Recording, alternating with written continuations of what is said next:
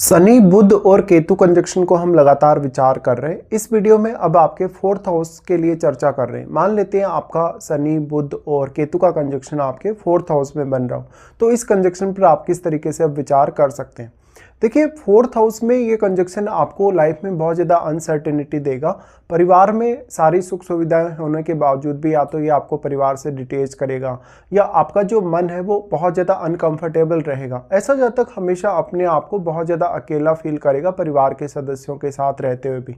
और यहाँ पर आपको अब फोर्थ लॉर्ड को देखना होगा। अगर फोर्थ लॉर्ड इन्हीं में से कोई है तो परिवार से बहुत जल्दी आप डिटेच हो सकते हैं। आप इवन भौतिक सुख सुविधाओं से भी बहुत जल्दी डिटेच हो सकते हैं।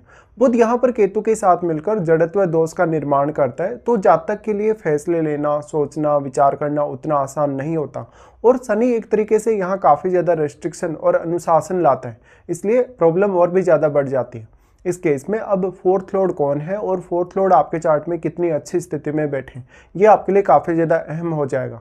इसके साथ साथ आपके लिए यहाँ पर शनि की प्लेसमेंट जो है, क्योंकि शनि यहाँ बुध और केतु के साथ हैं, तो शनि या बुध में से कोई भी अगर वक्री हो तो उन पर जो केतु का प्रभाव है वो काफ़ी ज़्यादा बढ़ जाएगा। वैसे भी हम शनि और केतु के कंजक्शन को भी एक वैराग्य योग की तरह देखते हैं, लेकिन यहाँ पर वक्री होने से, क्योंकि जो शनि और बुध का जो मूवमेंट है वो केतु के साथ ही उन्हीं की डायरेक्शन में होगा आपके थर्ड हाउस की तरफ, तो ऐसे में इस बात की संभावना ज़्यादा है कि इनके वक्री होने से जो केतु का प्रभाव है इन पर काफ़ी ज़्यादा बढ़ जाएगा। और केतु का प्रभाव बढ़ने से वैराग्य की भावना आप में उत्पन्न होगी। इस प्रकार से आपके लिए फोर्थ हाउस रिलेटेड मामलों में डील करना आसान नहीं होगा। ऐसे जातक सारी सुख सुविधाएं होने के बावजूद भी या तो अपने कुछ गलत फैसलों की वजह से अपनी प्रॉपर्टी वगैरह को बाय या सेल कर सकते हैं, या वो कोई ऐसा कदम अपने घरेलू जीवन के लिए उठा सकते हैं कि वो आपके परिवार के सदस्यों को कहीं ना कहीं कर्ज में डाल देंगे, या फिर वो अपने रिलेशंस खराब कर लेंगे परिवार के सदस्यों के साथ। यहाँ पे अब बुध अगर वक्री ना हो तो आपके लिए ज़्यादा अच्छा होगा। शनि अगर वक्री हो जाए तो आपके लिए कुल मिलाकर ठीक हो सकता है, बट केतु के फिर शनि कितने ज़्यादा क्लोज हैं ये भी आपको देखना होगा। तो यहाँ पर अगर आपका लग्नेश बहुत मजबूत स्थिति में है, फोर्थ लॉर्ड अगर बहुत मजबूत स्थिति में है, तो निश्चित तौर पे भौतिक सुख सुविधाएं पाने या समृद्धि पाने का प्रयास आप अवश्य करने वाले हैं। लेकिन जब एक समय बाद आपका जब पूर्ण रूप से केतु एक्टिवेट होगा आपकी 45 की एज के आसपास, उस समय निश्चित तौर पे आप वैराग्य की तरफ चले जाएंगे। अब यहाँ शनि और बुध पर अगर आप एक दृष्टि डालेंगे तो शनि और बुध आपको काफ़ी ज़्यादा हेल्प करते हैं वैसे, क्योंकि शनि जैसा प्लेनेट अगर बुध के साथ स्थित होगा तो आप काफ़ी समय ले सकते हैं सोचने या विचार करने के लिए और फैसले लेने के लिए भी। तो ऐसे में जो आपका, लेकिन यहाँ केतु साथ होने की वजह से जो बुध से रिलेटेड इंटेलिजेंस है वो आपके उतना अच्छे से काम आता नहीं है। और अगर बुध वक्री हो गए तो आपके लिए बुध से रिलेटेड रिजल्ट्स को पाना और भी ज़्यादा मुश्किल होने वाला है। इसके साथ साथ आपके उन भावों को देखिए जिनका स्वामी आपके चार्ट में बुध है, तो उन भावों के लिए आपके लाइफ में बहुत ज़्यादा अनसर्टेनिटी सामने होगी। साथ में उन भावों को लेके आप कोई भी लाइफ में प्लान कर रहे हैं, किसी भी तरीके का आप फैसला ले रहे हैं या किसी भी तरीके की कोई रिस्क आप उन पर्टिकुलर भावों के लिए ले रहे हैं, तो आपको काफ़ी ज़्यादा परेशानियां हो सकती हैं। शनि अब एक तरीके से यहाँ पर काफ़ी ज़्यादा अनुशासित बनाने का आपको कार्य करेंगे, काफ़ी ज़्यादा वो रेस्ट्रिक्शन में आपको डालेंगे और कहीं ना कहीं आपके घरेलू मामलों में वो थोड़ी स्टेबिलिटी भी लाएंगे। शनि अगर वक्री हो जाते हैं तो उस केस में वो आपको वैराग्य की तरफ ज़्यादा लेकर जा सकते हैं या परिवार से दूर लेकर जा सकते हैं। ऐसा जातक अक्सर या तो छोटी उम्र में ही अपना घर छोड़ देगा या तो फिर वो विदेश में भी सेटल हो सकता है। इस प्रकार का जातक मानसिक तौर पे अपनी लाइफ में काफ़ी ज़्यादा उतार चढ़ाव देखेगा। यहाँ पर आपकी जो पर्टिकुलर जो थिंकिंग है या जो आपकी सोच है किसी भी पर्टिकुलर मामले में, चाहे वो आपका करियर है, रिलेशनशिप है, तो आपकी सोच में इतनी ज़्यादा स्पष्टता नहीं होगी।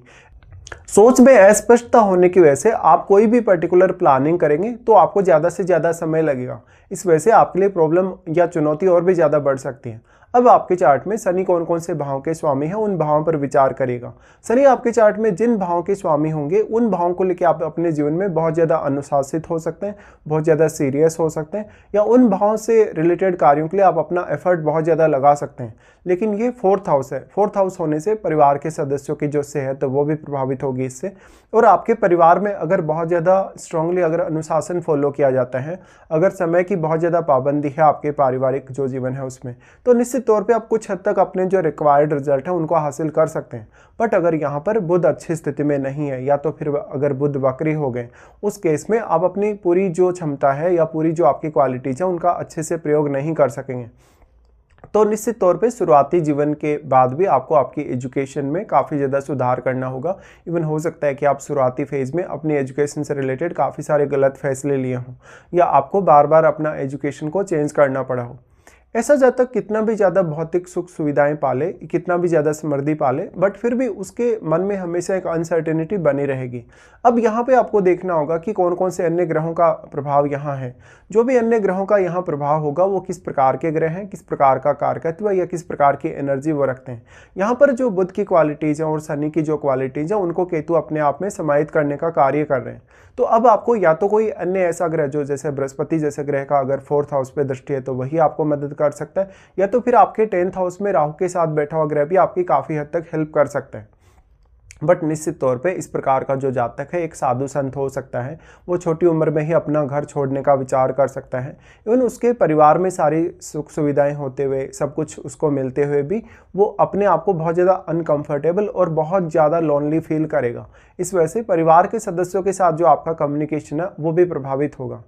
शनि का अगर हम प्रभाव के हिसाब से देखें तो शनि सबसे पहले आपके 6th हाउस पे अपनी दृष्टि डालते हैं।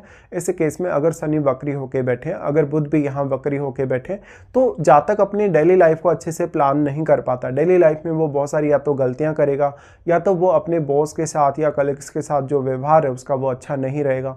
तो लाइफ में काफ़ी ज़्यादा अनसर्टेनिटी और रिस्क बढ़ जाएगी। इस वजह से जातक अपनी जो कंपटीशन वगैरह फेस करने की स्थिति है, या जातक कोई भी प्रकार की लाइफ में अगर चुनौती आ रही है तो वहाँ बहुत ज़्यादा कंफर्टेबल नहीं होता है, और इससे वो अपने करियर में भी पर्टिकुलरली आगे नहीं बढ़ पाएगा जिस भी फील्ड में वो आगे जाना चाहता है।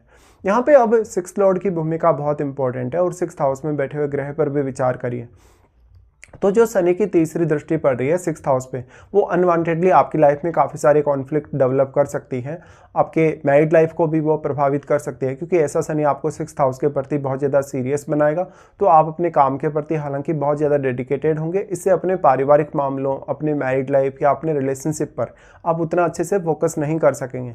यहाँ पर शनि 6th हाउस पे प्रभाव डालें तो निश्चित तौर पे जातक अगर अपना कोई बिजनेस करने के बजाय जॉब वगैरह करने के लिए देखे तो वो ज़्यादा मेहनत करके आगे बढ़ सकता है। बट वास्तव में आपकी लाइफ में स्टेबिलिटी लाने के लिए कहीं ना कहीं आपको रिस्क से बचना होगा। यहाँ पे अब अगर बुध वक्री हो उस केस में आपको जॉब करना ज़्यादा बेटर है बिजनेस करने की तुलना में। लेकिन फिर डिपेंड ये भी करता है कि बुध अगर वक्री नहीं है यहाँ पे, तो बुध शनि के जितने ज़्यादा क्लोज होंगे, बुध से रिलेटेड चीज़ों में आपकी लाइफ में उतना ही ज़्यादा डिसिप्लिन भी आपको फॉलो करना पड़ेगा।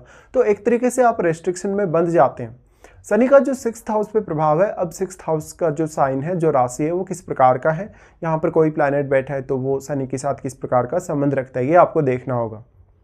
ऐसा जातक अक्सर या तो कर्ज का सामना करेगा, या तो वो पारिवारिक चुनौतियों से कभी कभी बचने की भी कोशिश करेगा। शनि का प्रभाव फिर यहाँ पर आपके बुध के साथ यहाँ रहेगा आपके 10th हाउस पे। यहाँ जो स्थिति है काफ़ी ज़्यादा इंटरेस्टिंग है, क्योंकि यहाँ राहु स्थित है, और राहु भी अपना प्रभाव वैसे तो आपके 4th हाउस पे डाल रहे हैं, बट राहु और केतु के बीच में 180 डिग्री का एंगल है। तो यहाँ पर एक सीमा तक ही राहु 4th हाउस को प्रभावित कर सकते हैं, या यूँ कहें कि केतु को प्रभावित कर सकते हैं।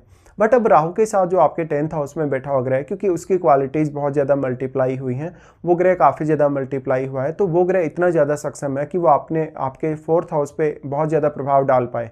निश्चित तौर पे अब वो ग्रह यहाँ केतु को भी ज़्यादा प्रभावित कर पाएगा, बुध को भी प्रभावित कर पाएगा और शनि को भी। तो आपको सिर्फ और सिर्फ अब उम्मीद रहेगी बृहस्पति जैसे ग्रह की दृष्टि 4th हाउस पे है, या तो फिर आपके यहाँ राहु के साथ बैठा हुआ ग्रह ही यदि आपको सपोर्ट करे तो ज़्यादा अच्छा है। वहाँ पे फिर अगर हम शनि की दृष्टियों के हिसाब से देखें तो शनि की जो लास्ट वाली जो 10th एस्पेक्ट है वो आपके लगन पे आ जाती है। लगन पे आने की वजह से आप अपने पारिवारिक मामलों के प्रति शुरुआत से ही बहुत ज़्यादा सीरियस नजर आते हैं, बहुत ज़्यादा अनुशासित हो जाते हैं, और अपनी एक स्पेशल जिम्मेदारी समझने लगते हैं पारिवारिक मामलों को।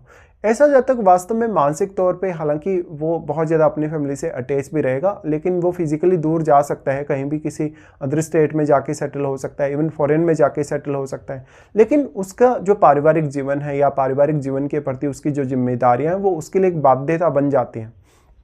अब यहाँ पे आपको देखना होगा कि क्या वास्तव में आपको शनि की या यहाँ पे केतु की या बुध की महादशा है या नहीं। अगर आपको इनकी महादशा होगी तो ये सारे के सारे इम्पैक्ट आपको काफ़ी स्ट्रांगली देखने को मिलेंगे। इस केस में जातक के लिए निर्णय लेना, सोचना या विचार करना बहुत ज़्यादा चुनौतीपूर्ण बन जाता है। एक ही फैसले पर वो बहुत लंबे समय तक टिका हुआ नहीं रह सकता। अब ये कंजक्शन 4th हाउस में होने से आपकी मदर का स्वास्थ्य प्रभावित हो सकता है। आपकी और आपकी मदर के बीच में जो अंडरस्टैंडिंग है वो प्रभावित हो सकती है। आपके परिवार के सदस्य आपके जन्म के बाद बहुत ज़्यादा या तो फाइनेंशियली लॉस में जा सकते हैं, या तो वो काफ़ी ज़्यादा वैराग्य की तरफ जा सकते हैं, आध्यात्म की तरफ जा सकते हैं। तो निश्चित तौर पे यहाँ काफ़ी सारी संभावनाएं जो कि काफ़ी पॉजिटिव भी है और काफ़ी ज़्यादा नेगेटिव भी। तो इस केस में आपको अपने 4th लॉर्ड पर विचार करना काफ़ी ज़्यादा जरूरी रहेगा। और अगर इनमें से किसी की आपको महादशा है तो वो कौन से एज पीरियड में आपको आने वाली है, इसका बहुत ही बड़ा रोल होगा आपकी लाइफ में। यहाँ पे अब इंपॉर्टेंट ये है कि आप बुध पर ज़्यादा फोकस करें, और बुध को जितना आप मजबूत करेंगे उतना ही ज़्यादा आपको सही फैसले लेने में मदद मिल पाएगी, और उतना ही ज़्यादा आप अपने जो मस्तिष्क की जो बुद्धिमत्ता है, जो आपकी क्वालिटीज़ हैं, उनका अच्छे से प्रयोग कर सकेंगे।